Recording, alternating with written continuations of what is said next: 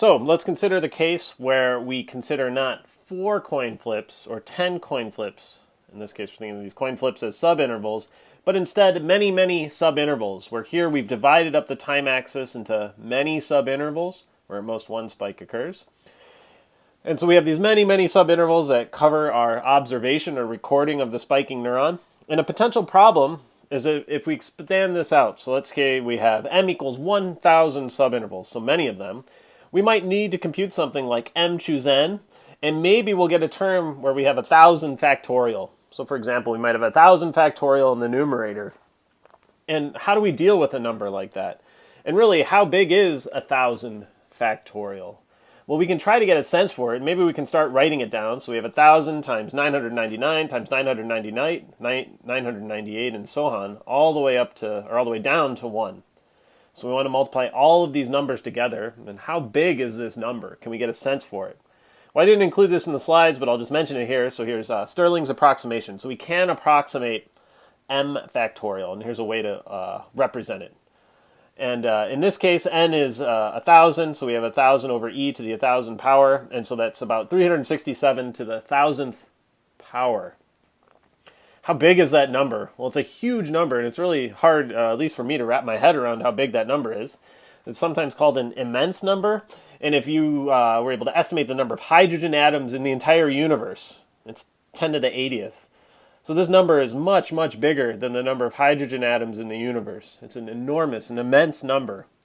And so we can't compute it, is what I'm trying to say here, is that this number is very large. And as a practical consideration, if we try to compute something like this in MATLAB, where here I'm showing the MATLAB command prompt, we have 1,000 factorial. Try it and see what you get. So this number is very big and we can't compute it. So what we're going to do instead is try to approximate the binomial distribution for large M, for a high number of subintervals, which is the case we expect in practice. And so this is going to be the more mathematical part of this lecture. So here we go. So we started with this binomial distribution. And we've considered each of the terms in this binomial distribution. And we have this symbol m choose n. Let's write out that symbol m choose n. Where here we've replaced that symbol with what it represents. M factorial over n factorial times m minus n factorial. And then we still have this other stuff on this the end, the probabilities raised to different powers.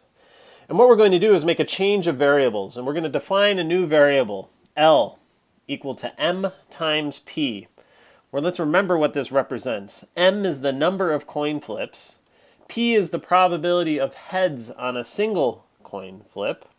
And if we multiply those two numbers together, the total number of coin flips m times the probability of a spike h on a single coin flip, then we can think of L as representing the expected number of spikes in a trial. How many h's do we expect to observe?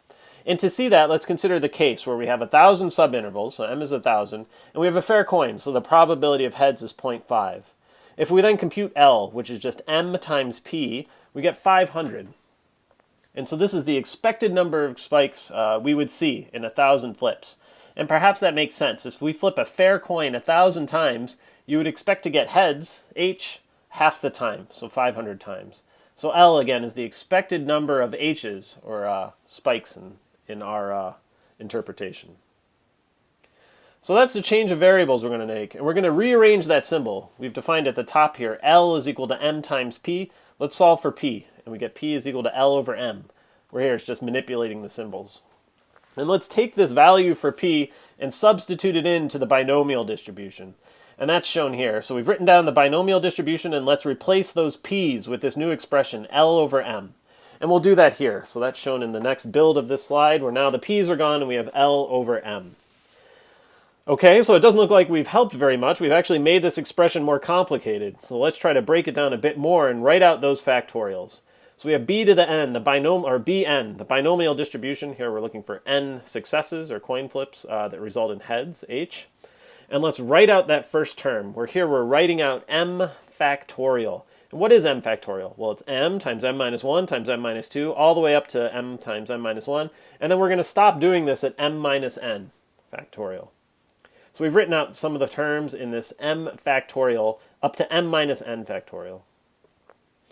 We haven't done anything to the denominator. Let's leave it the same. We still have this n factorial, which I've moved over here. And then I've put this m minus n factorial very suggestively over here on the right. And maybe you can see what we're going to try to do here in simplifying our expression. We have L over m to the n, and let's distribute that exponent. So we have L to the n over m to the n. And we're going to do nothing with that last term. So we've written out this factorial, and let's simplify a bit more. So here's that same expression on the next slide. And how can we simplify now that we've written this thing out? It looks much worse than when we started, but what can we do? Well, we can cancel out that m minus n factorial over m minus n factorial. Good, so we can cancel out that term. So we've eliminated all, or almost all of the factorials in our equation. And one thing we might note is how many terms are there in the numerator now that we've made out this cancellation. How many terms are there in the numerator? Well, we can try to count them, and let's try to do that. So here's the first term. Here's the second term, m minus 1. Here's the third term, m minus 2. And we can do that all the way up to this term, m minus, the quantity n minus 1. And that's the nth term. So we have n terms in the numerator. Okay, that's fine. Well, let's look at this term, m to the n. What does that represent? Well, that represents m times m times m times m, and we do that n times. So this m to the n is m times itself n times. And what we're going to do is redistribute. We're going to take each one of these m's and put it under one of the terms in our numerator. So we're just going to move things around. And that's what's done here in the bottom. We've taken each one of these m's in this m to the n term and put them under these n terms in the numerator. So we're just manipulating things to make it look a particular way. I've also done one other thing. Let's move this n factorial that we had out front, and I'm going to put it over here on the right because we're going to focus on this term at the front. So moving things around and canceling things out. Let's look at that equation again, and let's consider the case where we have many, many subintervals. And what that means is we're going to take m and we're going to let it approach infinity. So here's our expression, which we've rewritten, we've simplified a bit and rewritten, and we have all of these terms. And let's focus on the first term. So what is that term? M over m. Well, that one's easy. That term is just 1, right? So that one's easy to write down. What about this next term, m minus 1 over m?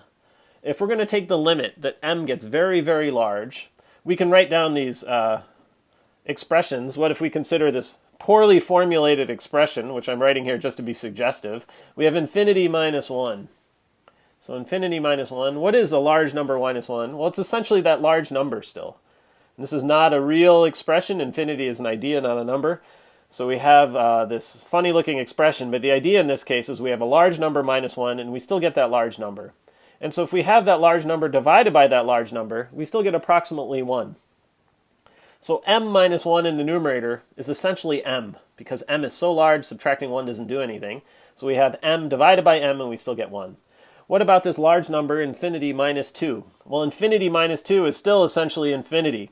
So we have this very large infinity number divided by itself, and we get 1, and so on. And we could do this all the way up to the end of our expression. And now maybe you can see how things are getting simpler. These complicated terms in the front, in this limit, where m is very large, they all become 1. And that's very good news, because we've really simplified our expression here. And let's just leave the rest of our expression as it is. So we haven't done anything to the end of our expression. And what we're left with is this expression here at the bottom of the slide. We've gotten rid of this large fraction in the front, and we still have these terms that we're going to deal with now. So what else can we do to simplify this expression? Well, here's the same expression. And let's consider this last term. And the first thing we'll do is expand it out. So we have this L to the n over n factorial. That's the term in front. And then we have 1 minus L to the m to the mth power. So we're going to expand this exponent. And we have a 1 minus L over m to the minus n power. So this is just expanding things out. And let's consider each of these two terms individually. Again, in this limit where the number of subintervals, m, is very large, off to infinity. So what is this expression? We're going to take the limit as m goes to infinity of this expression. And if you think back to your calculus days, and if you can answer this, you would certainly get a gold star if we were in lecture today. It's e to the minus l. So this is by definition from calculus. So it's a definition of this exponential. So that expression simplifies in this limit. M goes to infinity. What about this next expression? We're going to take the limit as m goes to infinity of this expression. The only m here is this in the denominator.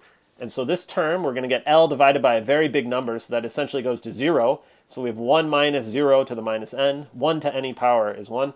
And so we have, in this case, a simplified expression.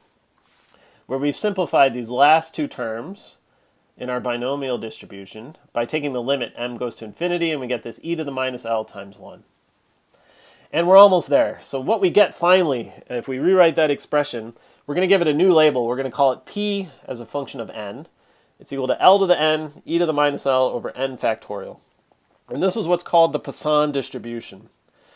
And how did we get this Poisson distribution? We've done a lot of math, but let's think about what we've done. We started with the binomial distribution, and then we let m, the number of subintervals, get very, very large.